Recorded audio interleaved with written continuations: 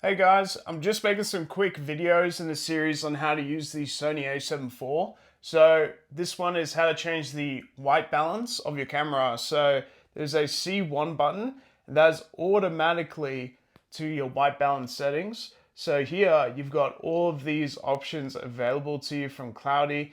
These are things that people normally get, but you also get underwater, which is interesting, flash, but also custom. So with custom, you can definitely change that around. So right here as well, I went FN, which is the function menu, and you also have the white balance settings. So with this, and as you can see, I pushed into this ISO, like pushed it in, we can actually change all this stuff, right? So that is pretty cool how we can get in depth about how to change the settings as well.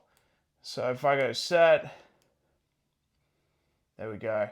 So you can change the color temperatures and all sorts through this, which is pretty cool what you can do with these auto white balance settings.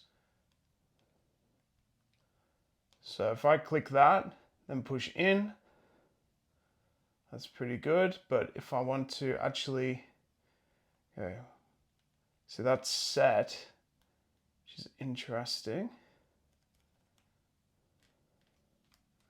So yeah, it would be good to know how to change the Kelvin in the future as well. This is also touchscreen, guys, so you can also do that. And that gives you that setting, which is pretty cool. Yeah, and I believe if you go menu, there are other options as well with white balance settings and everything as well, such as color space.